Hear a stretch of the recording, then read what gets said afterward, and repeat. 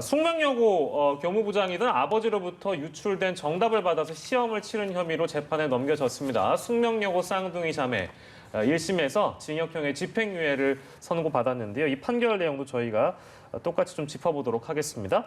자, 결국에 이 자매들은 유죄를 선고받게 됐다. 이렇게 보면 될까요? 어떻습니까, 이용구 여사님? 네, 뭐 말씀하신 것처럼 이게 또 1심이라는 점을 예. 전제하고 항소심이 남아 있지만 어쨌든 1심 재판부는 이 쌍둥이 자매가 그 1년간 5회에 걸쳐서 예. 그 시험지를 미리 유출된 것을 이용을 해서 그 학교의 그런 시험 업무를 방해한 것이 맞다. 예.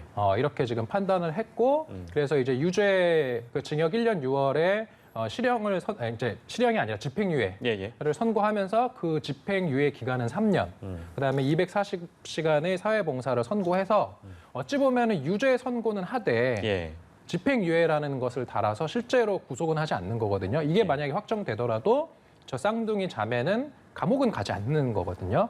그래서 유죄는 선고하되 좀 어찌 보면 선처를 한 그런 판결을 한 것이라고 평가할 수 있을 것 같습니다. 근데 이제 반대로 주장하는 것이 직접 증거가 없다. 즉 간접 증거나 어떤 정황 증거들만으로 이런 판결을 내릴 수 있는가에 대한 부분이잖아요. 그건 어떻게 봐야 될까요? 실제로 이제 직접 증거가 하나도 없기 때문에 이 쌍둥이 자매가 실제 시험지를 직접 유출을 해서 부정행위를 한 것이 아니다라고 지금 이제 쌍둥이 그 피고인의 변호인이 계속 주장을 해왔는데 실제로 우리 판례상 이런 간접 증거들만으로 유죄 인정을 할 수 있느냐 없느냐에 대해서 대법원은 있다. 그럴 수 있다. 네, 간접 증거들이 충분히 많이 확보가 되어 있고 그러한 간접 증거들만으로도 유죄, 그러니까 다시 말해서 그 유죄의 전제가 되는 그 사실들 있지 않습니까? 지금 이 사건에서 이러한 업무방해죄의 전제가 될 수 있는 그 사실은 시험지를 미리 빼돌려서 그런 걸 보았다라는 사실이잖아요. 그렇습니다. 그러한 사실들을 인정하기에 충분한 간접 증거들이 많이 재판에 제출되어 있고 재판부가 그것을 곰곰이 봤을 때 이것은 실제로 시험지를 빼돌려서 이걸 미리 보고 시험 본 것이 맞다라는 심증이 충분히 형성이 될 정도라고 평가할 수 있다면 직접 증거가 없다 손 치더라도 간접 증거만으로도 얼마든지 유죄를 선고할 수 있다라는 게 우리 기존 판례의 입장인 것이고 그러한 판례의 그런 취지에 따라서 지금 1심 재판부가 그 증거 조사를 해보니까 쌍둥이 자매가 이건 5회에 걸쳐서 시험지를 빼돌려서 미리 보고 부정행위를 한 것으로 충분히 인정할 만하다라고 지금 이렇게 판결 선고를 한 것이죠. 사전에 답만 이제 실제 저희 자료화면을 잠깐 보여드리긴 했는데 사전에 그 답을 알아서 그걸 뭐 외웠다는 부분이라든지 미리 써놨다는 부분인지 뭐 여러 가지 좀 공개가 됐는데 이제 그런 것들을 간접 증거로 분류되고 그 간접 증거만으로도 어떤 유죄를 받을 수 있는 것은 뭐 그런 소지가 충분하다고 지금 유엔 변호사께서 말씀해 주셨어요. 근데 뭐 씁쓸하긴 합니다. 이제 교무부장인 게 아버지인 것이고 그 자녀들도 지금 이렇게 유죄 취지의 판결을 받은 것인데 굉장히 씁쓸합니다. 어떻게 보셨어요?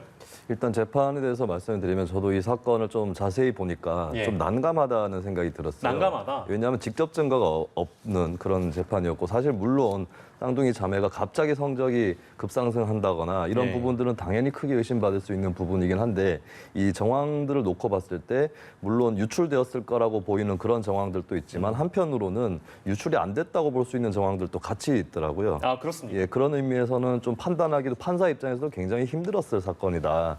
이렇게 보여지는 건데 어쨌든 이 판결에서 나오는 것들이 사실이라고 전제를 한다면은 이게 지금 4번의 정기고사에 걸쳐서 70과목이 그러니까 두 사람을 합쳐서 70과목이죠. 그게 다 유출됐다라고 하는 거였거든요. 그러니까 한 번의 일이 아니었다라고 하는 측면에서는 뭐 많은 사람들이 이렇게 생각할 수도 있을 겁니다. 저 사례를 봤을 때 저 사례 하나뿐이겠느냐. 저 학교가 아니더라도 다른 학교에서 또 다른 저런 사례가 있을 수 있지 않느냐. 이런 불신들은 분명히 만들어졌을 거라고 보여지고 그런 의미에서 이제 공교육에 대해서 신뢰를 어느 정도 무너뜨릴 수 있는 사건이다.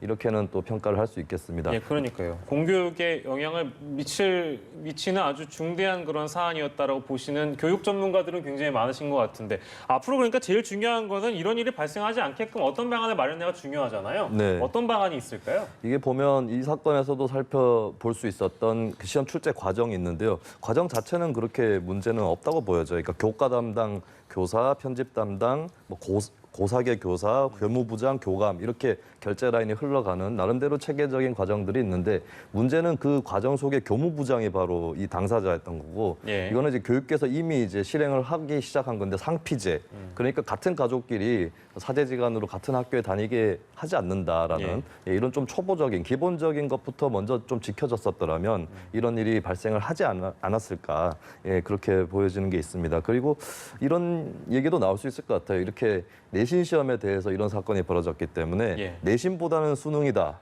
뭐 수시보다는 근데 정시다. 그런 얘기를 많이 하긴 하더라고요. 예, 이런 의견은 나올 수 있을 것 같은데요. 근데 저는 이제 물론 그 의견은 별도로 교육 정책 전반을 놓고 충분히 토론해 볼 수 있는 사안이지만 이 사건을 가지고 내신에 대해서 뭐 불신을 갖는다거나 이럴 필요는 또 없을 것이라고 보여집니다. 그러니까 하나의 사안만 두고 그런 주장을 하는 거는 뭐 할 수는 있는데 이제 그 부분에 대한 거는 좀 더 종합적으로 넓게 봐야 되겠죠. 네.